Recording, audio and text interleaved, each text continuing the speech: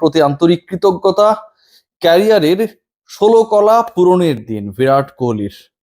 আরো একবার জুন মাস, 1 বছর পরে আইপিএল এর শ্রেষ্ঠত্ব, যেই শ্রেষ্ঠত্ব অর্জনটা যেন বিশ্বকাপ জয়ের থেকেও কঠিন টি-20 ফরম্যাটে।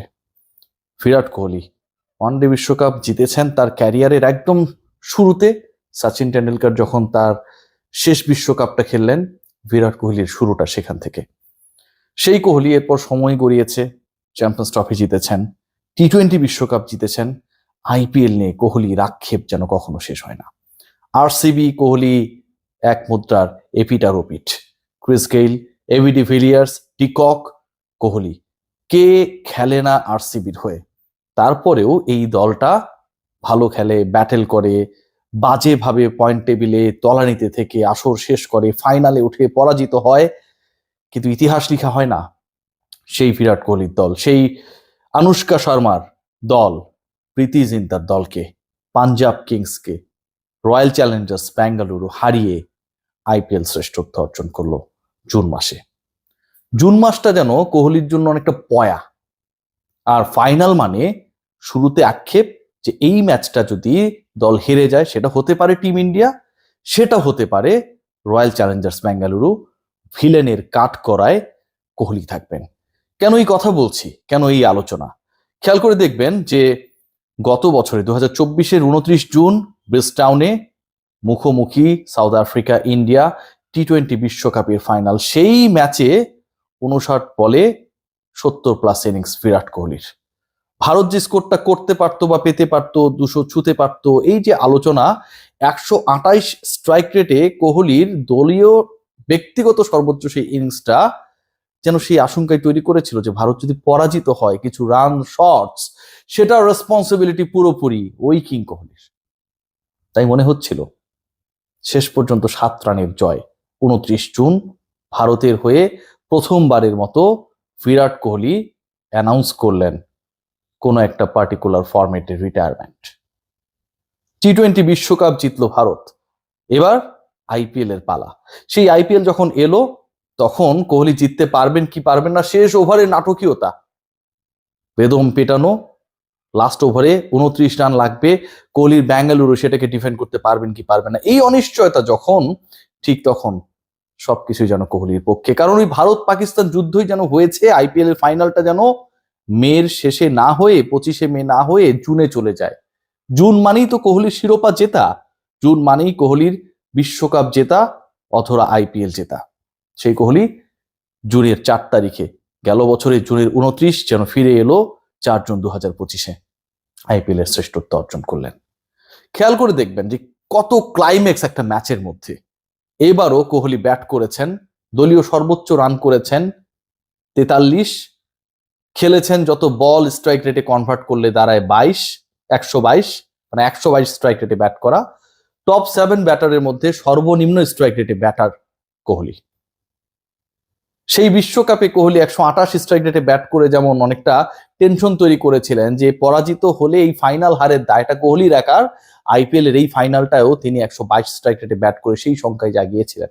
কিন্তু শেষ পর্যন্ত জুনে খেলা কোহলি তো পরাজিত হবেন না, হলেন না।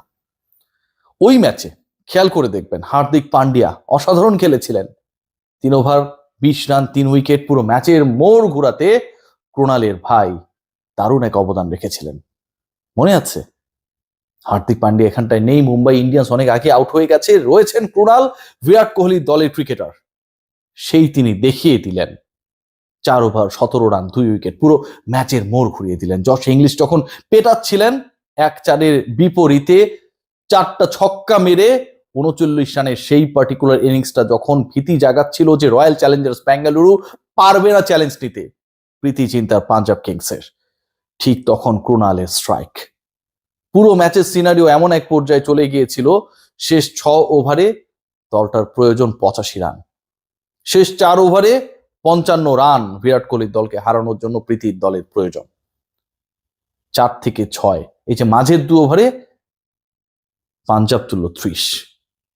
যখন বুক দুরু করছিল, ভুবনেশ্বর কুমার আবার এলেন। যারা তাকে নিয়ে আলোচনা করেন, ট্রল করেন, ম্যাচ উইনার না, এরকম একটা ট্যাগিং এ বারবার বিদ্ধ করেন, সেই তিনি সপ্তদশ ওভারে এসে 2 উইকেট নিয়ে নিলেন। আস্কিং রান রেট বেড়ে গেল। তারপরের ওভারে ইয়েশ দয়াল আউট করলেন, উইকেট পেলেন, আরো একটা চান্স ক্রিয়েট করলেন। আউট না হলেও অন্তত এটা গেথে গিয়েছিল যে এই ম্যাচটা অন্তত রয়্যাল চ্যালেঞ্জার্স বেঙ্গালুরু হারছে না, চ্যালেঞ্জ তারা নিতে পারবে।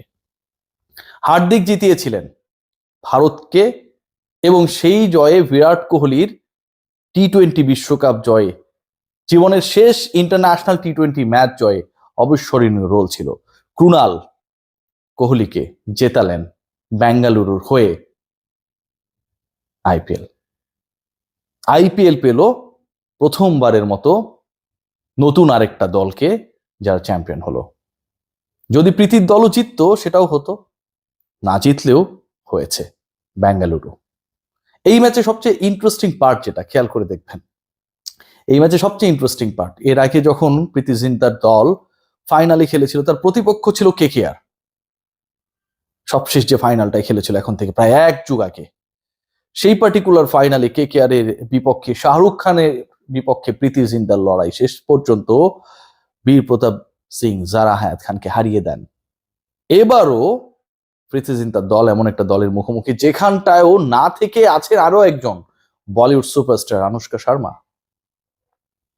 তার যে প্রেরণা, তার যে শক্তি, তার যে উপস্থিতির জাদুকরী ছোঁয়া সবকিছু যেন বদলে দিয়েছে।